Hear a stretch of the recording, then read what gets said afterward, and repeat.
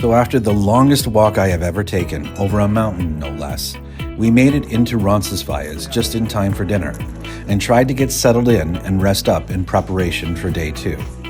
I managed to get a few hours of sleep, but was up quite early. Soon after, we all regrouped outside the monastery where we were staying in Roncesvalles and started out for the day. Within steps, we noticed the famous road sign that shows 790 kilometers to Santiago de Compostela. This sign features prominently in all pilgrims' photos and videos, and it is a rite of passage to get a picture with it. So, of course I did. Of course you did. Day 2 had begun, and quietly I was praying it was nothing like the first day. As a group, we had already decided that we were going to cut day 2 short and forgo the recommended stage of walking the 22 kilometers to Zubiri. We needed to get our bearings, get our clothes washed, and a decent rest. Dimitri and I figured we would pick up the remaining kilometers the next day on our way to Pamplona. We moved on and enjoyed a bit of a forest walk before emerging out into the town of Birgat.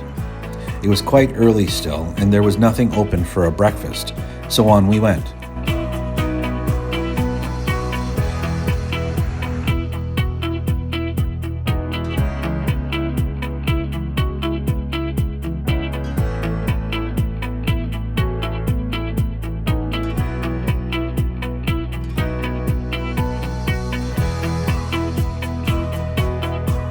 Eventually, we would find ourselves in Espinal and a great little cafe to stop and have a bite.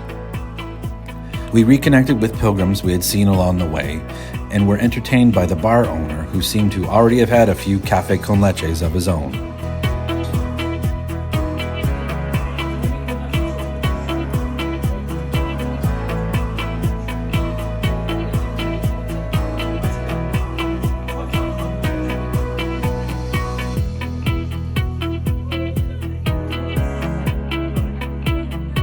The food was delicious, and who says you can't have cheesecake for breakfast when you're burning thousands of calories a day?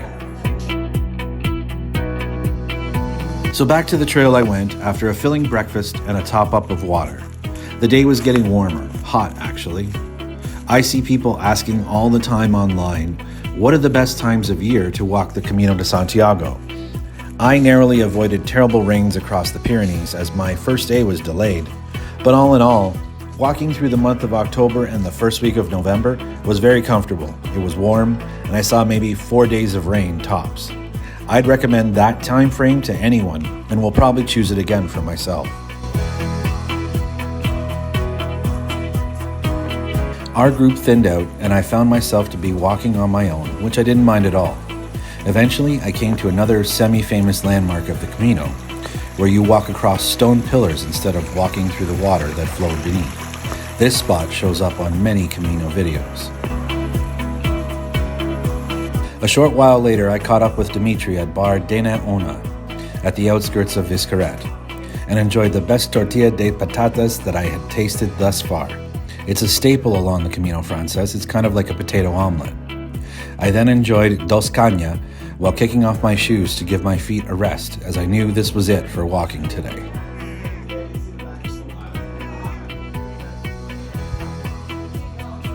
We ventured off to find a place to stay for the night and found a beautiful pension where we all managed to get our own rooms, grabbed showers, and took advantage of the laundry facilities.